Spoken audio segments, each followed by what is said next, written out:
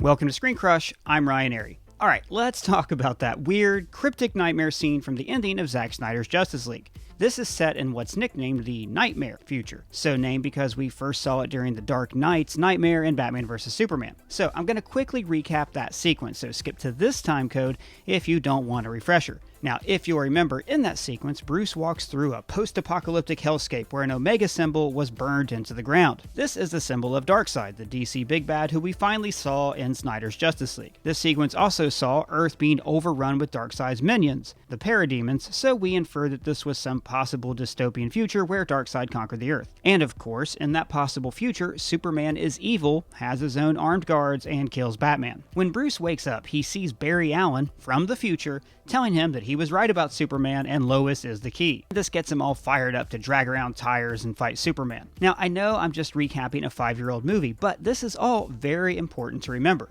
So welcome back to everyone who skipped ahead. Now, this new sequence is set in this dystopian future. Batman is leading a party of survivors, including Cyborg, Mera, Slade Wilson, and Barry, wearing the same armor that we saw in Bruce's vision. They cross paths with Jared Leto's Joker, who has sprung for some tattoo removal in the end times. He makes light of killing Robin, which was hinted at pretty heavily in Batman vs. Superman, but was confirmed here in Suicide Squad. Now, this is just him taunting Batman, pretty standard Joker stuff, but then he throws out this line. Who's gonna give you a reach around? Sorry, not that one. This one.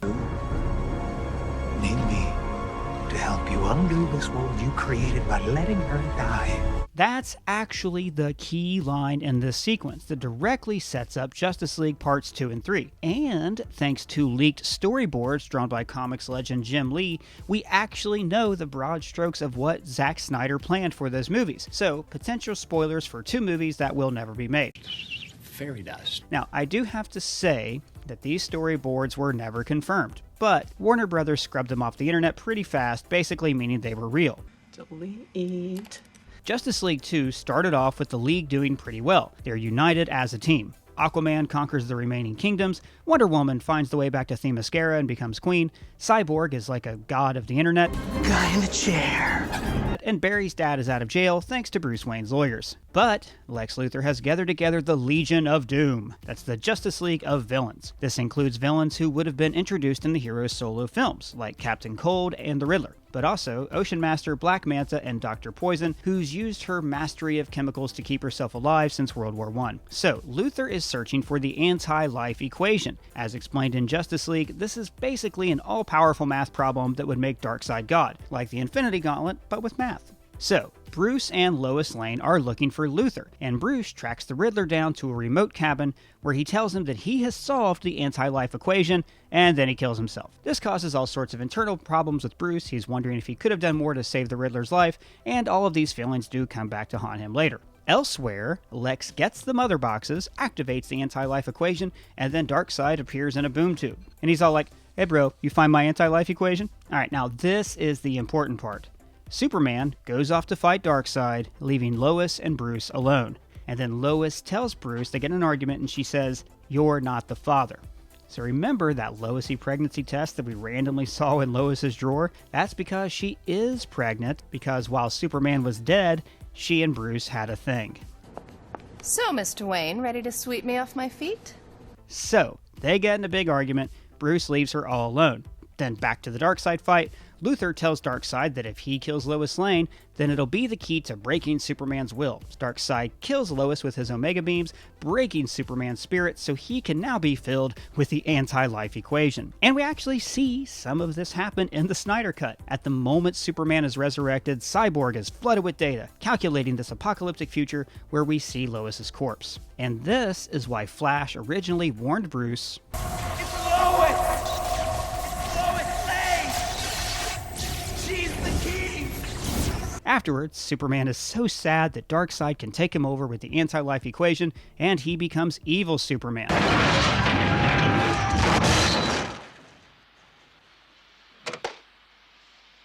And then he promptly heat visions Lex Luthor to death. So then the timeline goes forward 5 years. Like we see in the Snyder Cut, Aquaman dies, Wonder Woman dies, Darkseid has conquered the Earth, and the Knightmare has come to pass. Now, that's right about where the Snyder Cut ending picks up, and why Joker was taunting Batman about Lois's death. Because by letting her die, he caused all this to happen. And also because he loved her, I guess. It seems to me you had your chance.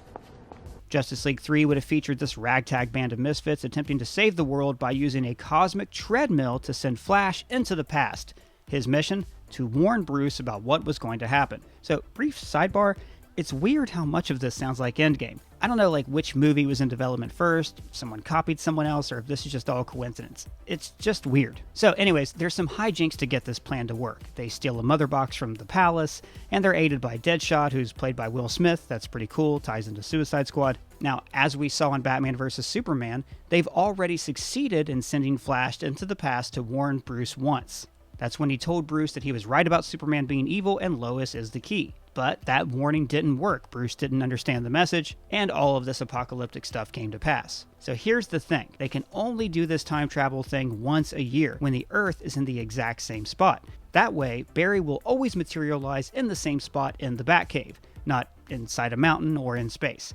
That's some solid H.G. Wells time travel logic. So no one can really figure out what Barry can say to past Bruce to prevent all this from happening, because his last message didn't get the job done. So Bruce whispers in his ear what to say, then Superman attacks the building. He kills off all the League members one by one, but Barry makes it to the past when Lois is still fighting with Bruce, and then Flash delivers future Bruce's message. He says, "She lied, and you're the father." So Bruce stays, saves Lois, Superman doesn't turn evil, and Batman ends up giving his life to save the world. Then everyone unites against Darkseid, Atlanteans, Green Lanterns, endgame portal scene, the end. Cut to 20 years later, and Lois tells the kid that he's Batman's child and brings him to the Batcave so he can be Batman now. Now, is this leaked storyboard thing real?